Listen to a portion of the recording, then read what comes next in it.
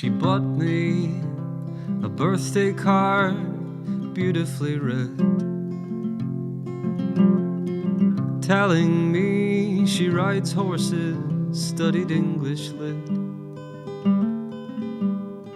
Wish I knew more about her long brown hair, playing tricks, glowing, flowing over her shoulder like a fulfilled wish. Hello, my name is Hamish Hawk. I'm an Edinburgh-based singer-songwriter, I suppose, and frontman of the band Hamish Hawk and the New Outfit. On the phone, she got me over the pond. She got me going so straight and strong. Well, I mean, there were a couple of songs written when I was, talking 13, 14, 15. Yeah. And I think I was quite proud of them at the time. But I have a kind of a memento box that I keep old letters and things in. And I cracked that open recently. And there's a folded, what I'd done is I'd typed out words. This is embarrassing. I typed out words and then printed them off and stapled them together. And that was like my songbook. And I looked over the lyrics recently. So they can't see the light of day. But yeah, I would say I started writing songs when I was about, 14, 15. But I suppose I started taking it a bit more seriously when I was 18 or something. She grazed my torso, I crossed my eyes on her nose, with her on tiptoe. The thing is, I often find with influences, it's difficult because there are a huge number of bands and singers that I listen to that I would say haven't necessarily influenced the sound of my music, but because my music sounds absolutely nothing like theirs, Sure. But I find that I get influenced by things regardless of whether or not I like it. And sometimes there are singers that I don't like who hugely influence me. And then there are singers and musicians who sound nothing like me, who something will go around in my head over and over again. It just really inspires me. So it's, who really knows? But I would say on the whole, it is lyricists that influence me at least. And I would say when I listen to music, I get really obsessed with the lyrics if I like them.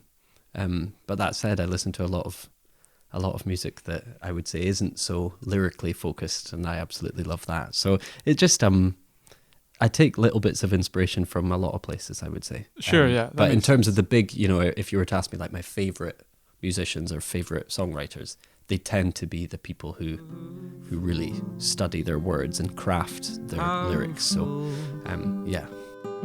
Does the moon glow? What you give me, so much more than just energy. How you make a lawnmower sound like a melody.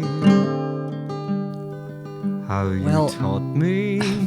I think I do, but it's one of those that people say, oh yeah, well that can't have been your first record because it's a bit too cool, But I remember, I was obsessed when I was young with like soundtracks, well, like Disney films and stuff like that, or any Disney song that had a good line in it. I know all the words to all the Disney songs.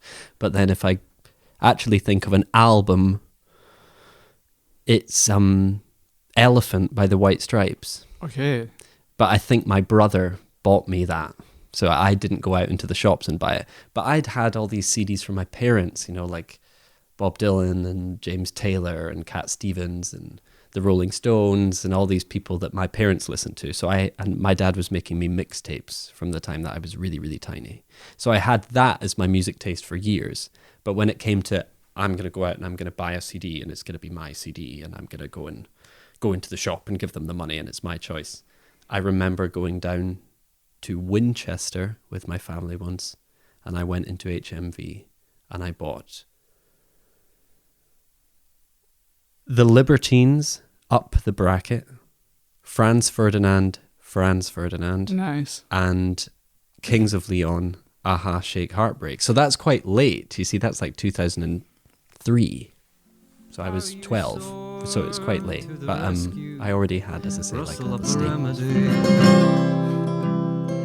You're like Marilyn Monroe, a smile on my pillow, enthralled in the throes, a Texarkana heat stroke.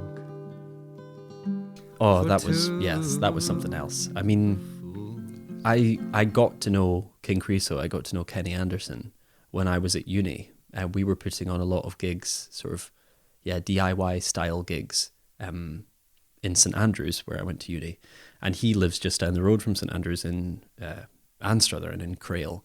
So we ended up inviting him to come and play, and he said absolutely. And I met him that way and thought, I really need to, I never thought I'd be that person to give someone a demo and be like, please take my demo and see what you think. But I did. I sort of bit the bullet and said, he was an icon for me when I was young. Like, I just thought he was the greatest, and I saw him every time I could and had all his albums that I could get a hold of. And so I gave him my demos, and he sent me an email within about an hour of me giving him the demos saying, this is great, what do you want to do with it? So King Creosote was quite fundamental in the release of my first record. And so our relationship has sort of evolved to the point where I supported him. The first gig we ever did with the band was a support slot for King Creosote at the Perth Concert Hall. So that's always memorable because it was not only our first band gig, but it was quite a sizable audience as well. And it really sort of got our nerves going. And but yeah, as I say, I've continued to work with Kenny, and this last August I supported him at the Leith Theatre for the International Festival, and that was just astounding. And he got me up on stage to do backing vocals and this sort of impromptu singing bit that I did to one of his samples, and that was pretty scary, but it really, really memorable for me because that was an absolute dream. I've been on tour with King Creosote, I've played with him in support, but that was the first time he'd ever asked me to go up on stage, so it felt quite symbolic to me anyway. So I would say that. But so that's probably the most memorable, but it's also one of the more recent ones. Does the moon glow with the grace of Jackie O?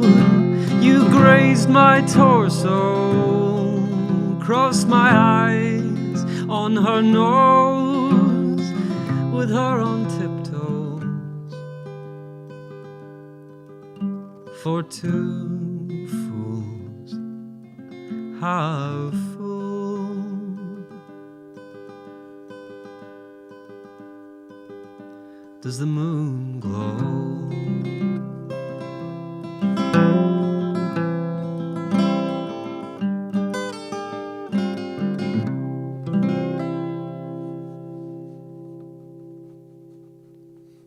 Thanks for coming on and speaking to us on Haverin Presents. My pleasure. I think I'm going to start getting a little gift. A gift? A gift. So right. as a fan of ironically, I'm saying as a fan of somebody that can put a word together or two. Together, yeah. A gift of One Hamish to One Hamish. Oh my! This is a record. Oh, it's not. Oh my goodness. Oh my goodness. Thank you. Freedom Come All You by Hamish Henderson. That you have absolutely no idea how much I appreciate that. That's incredible. Thank you very much, Liam. That's brilliant. I adore Hamish Henderson. Oh wow.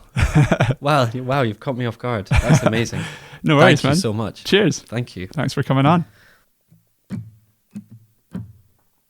I'm a dud. I've blown the lot on bookends. I'm knee deep in mud and I'm sinking in to the weekend. How odd, merely living and loving at a loose end turned me to a fraud, and I'm sinking in to the weekend. and I can't begin to explain just what you were to my mind.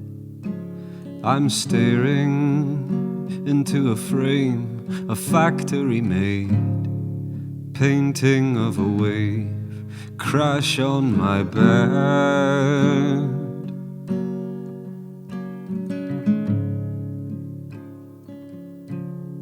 Crash on my bed.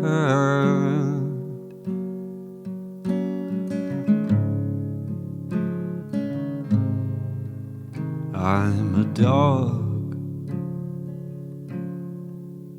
haven't been taken for a walk in ages. I'm a real live tiger, torn between two cages.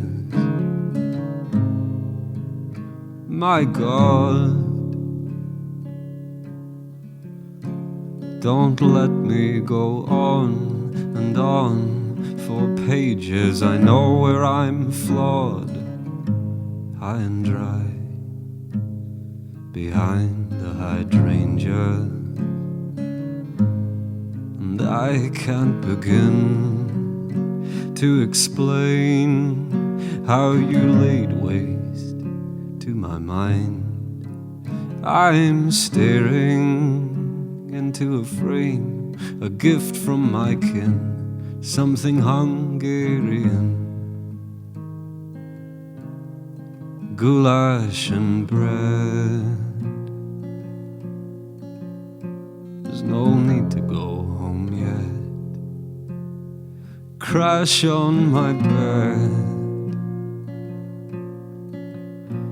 Let's get shipwrecked.